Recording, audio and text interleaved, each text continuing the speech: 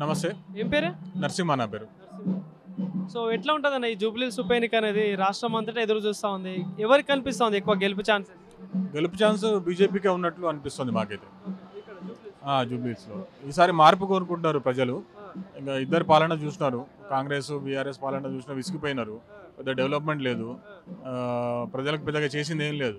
ఈ రోడ్లు వేయడము, చెత్త తీయడము ఇదంతా కామన్, ఎవరైనా చేస్తారు. అది ఎవరు ఏ గవర్నమెంట్ ఉన్నా కామన్ చేసేది. అది కాకుండా కొత్తగా ఏం చేసింది లేదు. విద్యా వైద్యం పరంగా చూసుకున్న పథకాలు అమలు చేసే విధంలో చూసుకున్న గత ప్రభుత్వం కావచ్చు, ఈ ప్రభుత్వం కావచ్చు, ఎట్లా అనిపిస్తుంది? పథకాలు ఏమి లేదు, వాళ్ళకే ఇస్తున్నారు. ఇప్పుడు బీఆర్ఎస్ గవర్నమెంట్లో ఏమైంది, వరదలు వస్తే అంతా వాళ్ళ కార్యకర్తలకు ఇచ్చుకున్నారు డబ్బులు. జనాలకు వరద బాధితులకు అది అందలేదు, వాళ్ళ కార్యకర్తలకు ఇచ్చుకున్నారు. సో అది కరెక్ట్ కాదు కదా. కరెక్ట్ ఎవరికైతే నష్టపోయినారో అర్హులు ఉన్నారో వాళ్ళకి ఇవ్వాలి. సో వాళ్ళకి అందలేనప్పుడు అది వేస్టే కదా. డబ్బు ప్రభుత్వ సొమ్ము, ప్రజల సొమ్ము వృధా చేసినట్టే కదా. సో అవన్నీ చూసినాం కాబట్టి ఇసుకిపోయి ఇప్పుడు మార్పు గురించి మేము బీజేపీకి సపోర్ట్ చేద్దాం అనుకుంటాం. సో మరి ఇప్పుడు కాంగ్రెస్ ప్రభుత్వం ప్రజాపాలన అంటా ఉంది, 6 గ్యారెంటీలు అంటా ఉన్నారు. సో మరి 2 సంవత్సరాలు పూర్తయితా ఉంది ప్రభుత్వం వచ్చి. సో మరి ఎట్లా ఉంది ప్రభుత్వం పాలన? ఇక్కడ ఏం లేదు, కాంగ్రెస్ అసలు ఏం నీళ్ళు ఎఫెక్టే లేదు. అసలు కాంగ్రెస్ ప్రభుత్వం నడుస్తున్నట్టు కూడా పెద్దగా ఏం అనిపించట్లేదు. ఎందుకంటే కొత్తగా పథకాలు లేవు, నాయకులు బయటికి రారు, ప్రజల మధ్యకు రారు, వాళ్ళ ప్రజల సమస్యలు పట్టించుకోరు. వాళ్ళు వచ్చి వాళ్ళకు వీధిలో తిరిగితే వాళ్ళ సమస్య తెలుస్తుంది. వీధి దీపాలు వెలగవు. మా వచ్చే ఏరియాలో చూడండి, వీధి దీపాలు లేవు. మన స్ట్రీట్ లైట్, మనకి ఇవి రోడ్లు కూడా సరిగా మొత్తం పోతాయి. వేసిన రోడ్ 6 నెలలకు మళ్ళీ గాయప్ అయిపోతుంది. వర్షాలు పడితే మొత్తం జామ్, ఎక్కడక్కడ జాము. ఆ సిస్టమ్, డ్రైనేజ్ సిస్టమ్ ఇంప్రూవ్మెంట్ లేదు, అట్లానే ఉంది. సో మరి ఇంతకుముందు గోపీనాథ్ ఇక్కడ ఎమ్మెల్యేగా ఉండే 3 సార్లు గెలిచిండు, అంటే ఇప్పుడు చనిపోవడం జరిగింది. సో వాళ్ళ భార్య సునీత గారు బీఆర్ఎస్ నుండి, ఇటు కాంగ్రెస్ నుండి నవీన్ యాదవ్, దీపక్ రెడ్డి గారు ఎట్లాగో. సో ఎట్లా ఉంటుంది మరి ఈ అభ్యర్థుల విషయంలో వ్యక్తిపరంగా చూసుకున్నా గెలిస్తే ఎవరు బాగుంటుంది చేసే విధంగా? దీపక్ రెడ్డి గారే 100% అనిపిస్తుంది. ఎందుకంటే ఆయన ఎడ్యుకేటెడ్ పర్సన్.